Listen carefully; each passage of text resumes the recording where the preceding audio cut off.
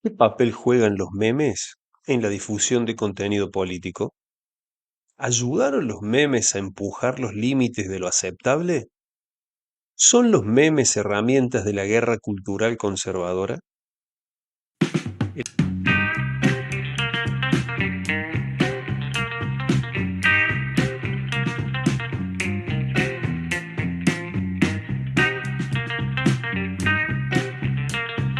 El artículo Memes y violencia simbólica, Proud Boys y el uso de memes para propaganda y la construcción de identidad colectiva, de Julia de Cook, ya tiene sus añitos. Fue publicado en el año 2018, pero guarda muchísima actualidad. Este artículo investiga básicamente cómo un grupo afiliado a la alt-right estadounidense, o sea, la nueva derecha, la derecha alternativa, grupo conocido como Proud Boys, utiliza la plataforma de Instagram para construir su identidad colectiva y difundir su ideología a partir de la utilización de memes. La autora de Cook se propone lo siguiente: explorar cómo una plataforma que es particularmente prevalente y popular entre los jóvenes, como es Instagram, sobre todo en ese año, en el año 2018, está siendo utilizada, dice ella, para difundir y promulgar la organización y la identidad de los Proud Boys. Para ello, para hacer su trabajo, la autora recolectó 4.000 publicaciones a partir del hashtag Proud Boys y se expandió para incluir otros hashtags similares o relacionados que aparecían frecuentemente junto a este. Vieron que muchas veces la gente publica y pone más de un hashtag, entonces hizo un análisis de hashtags, bien digo, que aparecían muchas veces junto al Proud Boys y también los analizó para llegar a 4.000 publicaciones que le permitieran desarrollar esta investigación y de esta manera mapear el ecosistema discursivo del grupo, que era un poco lo que se estaba proponiendo en su trabajo. Pero como cada vez que se explica o se intenta explicar un artículo de estas dimensiones o de estas características, es importante tratar de añadir algunos elementos para que la cuestión esté bastante más clara. Entonces, lo primero, lo más importante probablemente para empezar, es explicar qué es la alt-right. A-L-T-R-I-G-H-T, alt-right. Es difícil definir términos tan amplios y utilizados como esta palabra, como alt-right. Pero básicamente, alt-right es la fuerza emergente de derecha, sobre todo en esos años y ahora ya medio peleada, pero esencialmente trumpista, o sea, seguidores de Donald Trump, que discute en Estados Unidos a la derecha tradicional, al conservadurismo básicamente republicano, que se lo podría llamar quizás también un conservadurismo más institucional, ¿cierto? Más institucionalista, mientras que la alt-right discute justamente a la propia institución, además de embarcarse en esta famosa que se habla ya en varias ocasiones, guerra cultural. Los teóricos, de hecho, de este movimiento de extrema derecha se esfuerzan en afinar la doctrina de una derecha alternativa llamada a reemplazar el conservadurismo tradicional considerado obsoleto. Dentro de Estados Unidos se sabe que este tipo de conservadurismo se desarrolla sobre todo en el Partido Republicano. El conservadurismo que la alt-right considera obsoleto tiene, según los teóricos de este tipo de movimientos, obsesiones librescambistas, presupuestarias y fiscales que solo, dicen los teóricos de la alt-right, favorecerían a la élite internacional de Davos. Entonces, fíjense la ruptura que propone este tipo de derecha. Se asocia el conservadurismo con una élite y se construye una noción de derecha o una noción de derecha extrema que se opone a las élites, ¿sí? Es una derecha, como cualquiera que haya escuchado a Donald Trump, sobre todo de campaña, lo entenderá mejor, es una derecha que propone acercarse más al ciudadano de pie, al ciudadano promedio, y confronta a las élites o a aquellos que manejan el mundo. Los Proud Boys son una organización que se desarrolla dentro de este espectro y se definen a sí mismos como una organización fraternal y pro-occidental, y es otra característica que vamos a ver de la derecha alternativa, y es aquella que no se embarca solamente con una discusión de ideología y sobre todo de economía y de ideología económica o de política económica, sino que trasciende esa discusión hacia todos los órdenes de la vida, protagonizando, se podría decir de algún modo, esta famosa batalla cultural, es decir, modificar la forma en la que vivimos. Los Proud Boys es una organización exclusivamente masculina que opera principalmente en Estados Unidos y Canadá y que fue fundada en el año 2016 por Gavin McInnes. ¿Cómo se definen a sí mismos los Proud Boys? Como antifeministas y pro-occidentales. También reconocer que el crecimiento de las luchas de las minorías y sobre todo la lucha de género también desarrolló de alguna manera este tipo de organizaciones como una respuesta, como una reacción. Por eso son movimientos intrínsecamente reaccionarios. Entonces los Proud Boys se manifiestan como antifeministas y pro-occidentales, juntando de alguna manera los dos grandes temas que trascienden a las ultraderechas, sobre todo occidentales, que es el género y la migración. En consecuencia, rechazan la migración y particularmente el Islam como religión, otra cuestión que vamos a ver en general en las ultraderechas de todo el norte global, y es que la idea de inmigración se suele concentrar más allá del extranjero en sí, sino apunta sobre todo a la religión islámica. Es decir, hay una asociación, sobre todo en Europa, ¿no? Pero en Estados Unidos también, asociaciones muy fuertes entre la idea de lo nocivo que es el extranjero asociado a lo nociva que es para ellos, para su concepción, obviamente, la religión islámica. Los Proud Boys, además de esta idea antifeminista y pro-occidental, anti-islámica y anti-mujeres, digamos, o antifeminismo, también adopta una postura bastante controversial o bastante confrontativa, mejor dicho, contra movimientos como el Black Lives Matter. ¿Se acuerdan del movimiento a partir de una serie de agresiones hacia personas afroamericanas en Estados Unidos? Se generó todo un movimiento pidiendo igualdad, ¿no?, ante la ley. Y este movimiento, por supuesto, puso en jaque, incluso fue muy grande en Estados Unidos, fue muy masivo, y lo mismo generó una serie de fuerzas reaccionarias. Entre ellas está este movimiento de los Proud Boys, que evidentemente no solamente son varones occidentales, sino también hay una cuestión racial dentro, son varones, sobre todo blancos y occidentales. Con lo cual, además del prooccidentalismo y el antifeminismo, hay rasgos de supremacismo blanco dentro de este tipo de organizaciones. En el Proud Boys se admitían, porque bueno, ya vamos a ver algunas cuestiones de esta organización, se admitían solamente hombres, tenía un sistema de grados de iniciación que en sus niveles más altos involucraba incluso participar en altercados físicos, muy similar, bueno, más allá del Club de la Pelea o el Club de la Lucha de la película, en un punto también iniciaciones similares a las películas que vemos de universitarios, ¿no? Para entrar a la cofradía universitaria uno tiene que hacer cumplir con ciertos desafíos. Da la impresión de que tiene algo parecido. Funcionan también de manera muy poderosa justamente para generar sentido de pertenencia. Si no cualquiera puede entrar, sino puede entrar solamente aquellos que superen algún tipo de prueba especial. Eran muy conocidos por usar polos o remeras negras con detalles amarillos, eran de la marca Fred Perry. Fue tan importante este símbolo que la marca Fred Perry, que es una marca de remeras o de polos, dejó de vender ese diseño para distanciarse del grupo que obviamente, aparentemente comercialmente lo estaba complicando. Y también, además de ese polo o esa remera negra con vivos amarillos, usan sombreros, gorras del famoso Make America Great Again, el MAGA, o sea, la gorra roja con la que suele andar el propio Donald Trump. Por lo tanto, se puede decir que forma parte o formaba parte de este conglomerado ideológico llamado MAGA, que ha sido un puntal clave en el apoyo de Donald Trump y que hoy su relación con el presidente estadounidense está un poco herida. Varios líderes y miembros destacados del grupo fueron arrestados y condenados por su papel en la irrupción al Capitolio, al Congreso en Estados Unidos en enero de 2021. Recordemos que en esa época los seguidores de Donald Trump cuestionaron el resultado de las elecciones, denunciaron un fraude y tomaron el Congreso de los Estados Unidos. Muchos de los líderes de esta organización terminaron presos y ahí es cuando la organización empezó a sufrir, ¿no? Un poco más y empezó su decadencia. El lema oficial de los Proud Boys es: soy un chauvinista occidental que se niega a disculparse por crear el mundo moderno. Para ellos, para los Proud Boys, el chauvinismo no es un insulto, sino un motivo de orgullo. Esa interpretación se basa, dice la autora, en tres premisas. Por un lado, superioridad cultural. Creen que la civilización occidental, basada en valores europeos y estadounidenses, es intrínsecamente superior a cualquier otra civilización o sistema político del mundo.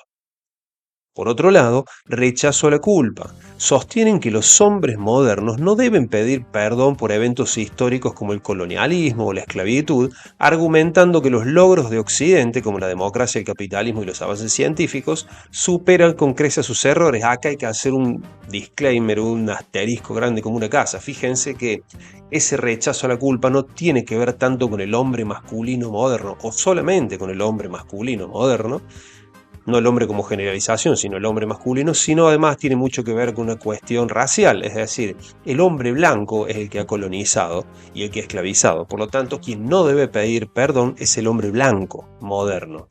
Y evidentemente hay una asociación entre la democracia, el capitalismo, los avances científicos y el hombre masculino blanco, con esta idea de no pedir perdón y esta presunta superioridad a partir de haber inculcado a las sociedades los valores que ellos consideran más importantes.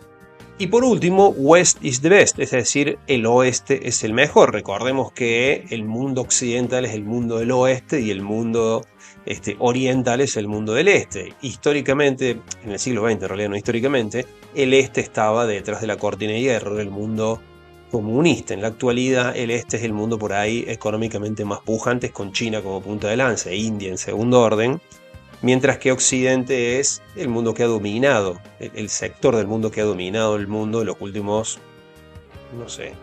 300, 400 años, en que es la Europa occidental obviamente y Estados Unidos. Ellos dicen West is the best, que viniendo de lo siguiente, si dicen que los logros occidentales son los más importantes, obviamente el oeste es la mejor opción. Vivir como se vive en el oeste del mundo es la mejor opción. Consideran, obviamente, que el estilo de vida occidental es el mejor, pero al mismo tiempo consideran que está bajo asedio. ¿Por qué? Por el multiculturalismo y la inmigración. Y acá empezamos a asociar esta sensación de, primero, esta sensación de sentirse invadidos por inmigrantes, en especial por personas de religión islámica, la sensación de proteger a Occidente y de defender la idea occidental como la mejor del mundo. En Argentina, por ejemplo, Javier Milei tiene ideas bastante parecidas. Como decía, al día de hoy el grupo se encuentra fragmentado por la presión policial, sobre todo después del ataque al Capitolio, al Congreso, en la que muchos de sus líderes fueron condenados. Sin embargo, sus ideas, las ideas que diseminaron los Proud Boys, que son motivo de este estudio, siguieron, por supuesto, su camino y siguieron existiendo. Siguiendo con el artículo de Cook, la autora recurrió a Bourdieu para sostener que los memes y hashtags de los Proud Boys no son actos aislados, sino que son prácticas que ocurren dentro de un hábitus, un concepto muy conocido de Bourdieu, que sería el entorno social del grupo, y un campo que es el ecosistema de Instagram. Entonces el entorno social del grupo funciona dentro del ecosistema de Instagram a partir de la propagación de memes y el uso de hashtags, encontrados o hallados o considerados como hechos no aislados, sino parte de una costumbre, una forma de publicar.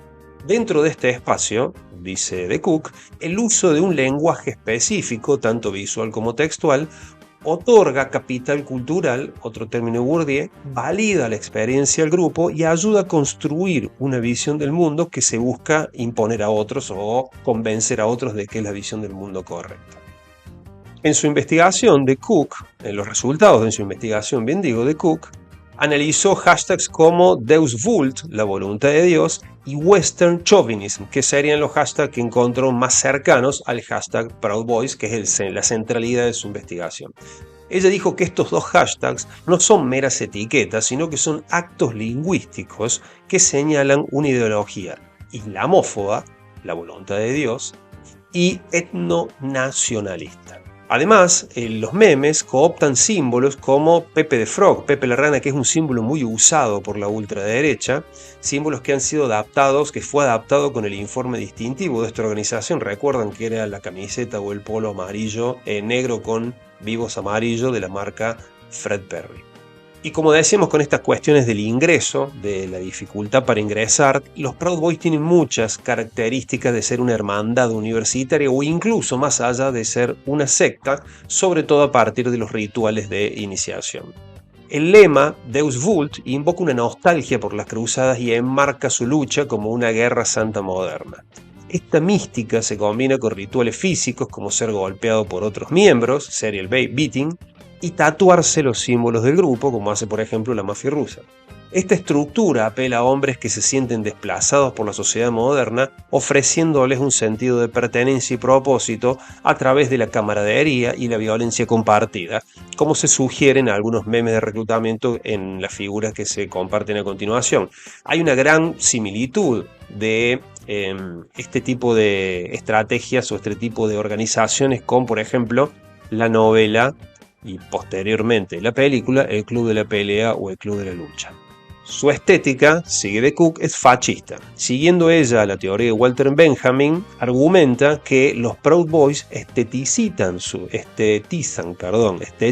bien dicho, su política para hacerla más atractiva y normalizar de esa forma la violencia. Esto se manifiesta, dice de Cook, de tres formas principales. Por un lado, la mercantilización.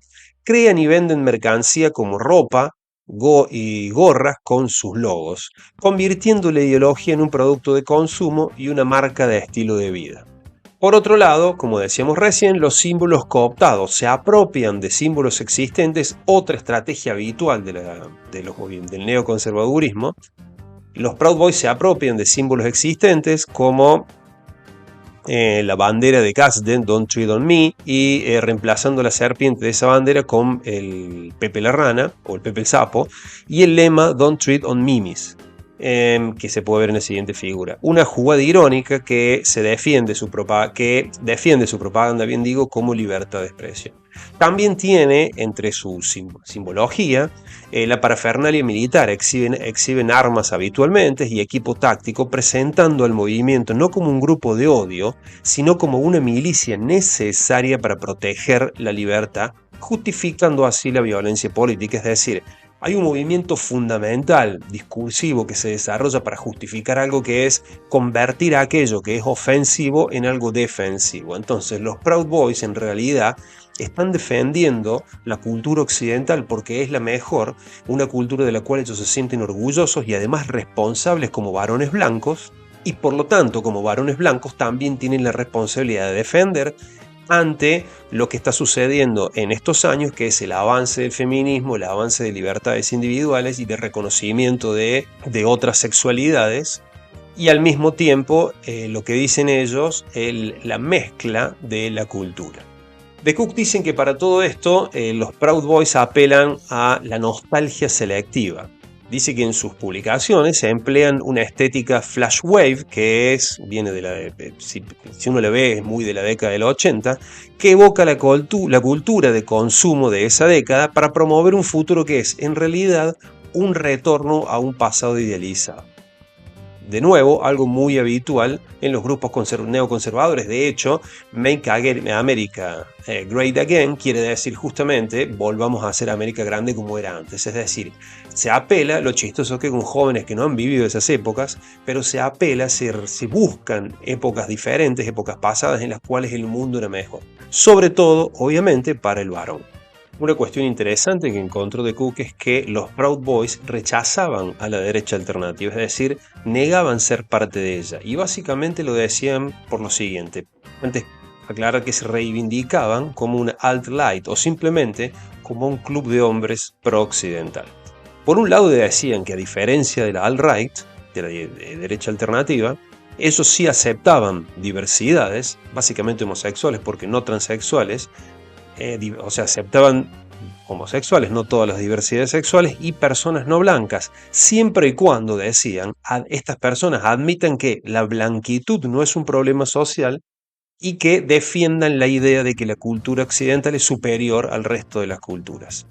Por otro lado, a través de un mecanismo discursivo, también se separaban, decían ellos, de la derecha alternativa porque ellos consideraban a movimientos como el Ku Klux Klan o los nazis o los movimientos pronazis como grupos de odio, y de hecho los equiparaba a esos movimientos con los movimientos por los derechos civiles. Ellos decían que tanto movimientos como el Antifa, como Black Lives Matter o como el feminista eran movimientos fascistas. De esta forma, los Proud Boys lograban victimizarse equiparando a sus adversarios ideológicos con movimientos claramente odiadores, se sitúan del otro lado como gente que no odiaba de hecho y como víctimas de estos movimientos a los que reacusaba, digamos, de fascistas. Una estrategia muy similar a la que se utiliza habitualmente en muchos sectores conservadores que hablan de feminazis, ¿cierto? La idea de equiparar un movimiento o una ideología como la nazi con movimientos que en realidad están defendiendo a minorías o en este caso el movimiento feminista es una manera de victimizarse, es ponerse a la defensiva y marcar o designar a su rival político como si fuera el verdadero fascista. ¿Qué dice de Cook sobre esta movida, esta idea que usan los Proud Boys para separarse de la alt-right? Ella dice que es un movimiento estratégico para salvar las apariencias. Por un lado, dice ella, lo hacen por un tema de reclutamiento y de aceptabilidad. Dicen que al mostrarse como una organización menos extrema, logran mantenerse atractivos para un público más amplio, lo que les permite captar a más personas, sobre todo jóvenes. Y por otro lado, la idea es ocultar el fascismo, es decir, al distanciarse de la derecha alternativa, intentan presentar al grupo de una forma menos cuestionable y está objetando el fascismo. Personalmente o humildemente también añado esta idea de, al separarse del fascismo y asignar esa característica a sus rivales ideológicos, se ubican en una posición defensiva, les da material discursivo o estratégico para decir que el hombre blanco en realidad está a la defensiva ante movimientos fascistas que los están atacando. Finalmente, en cuanto a sus conclusiones y después del análisis memético que realiza de Cook, concluye ella que los memes funcionan como poderosos actos lingüísticos y una forma de estética política que va más allá del humor o la trivialidad. El humor en sí mismo es así, ¿no? En lugar de participar en un discurso racional, dice de Cook, los Proud Boys utilizan estos artefactos culturales para reproducir y normalizar estructuras sociales violentas, construyendo una realidad alternativa para sus seguidores. La ironía y el absurdo sirven como una fachada, afirma de Cook, que oculta una propaganda eficaz capaz de eludir el pensamiento crítico y apelar directamente a la emoción y al sentido de identidad grupal. ¿Qué piensan?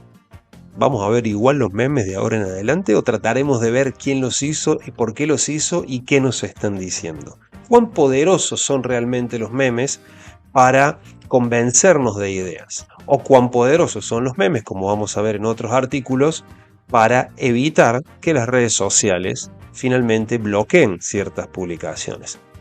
Trascendiendo cuán poderoso es el humor como vehículo ideológico y vehículo de ideas, estemos de acuerdo con esas ideas o no estemos de acuerdo con ellas.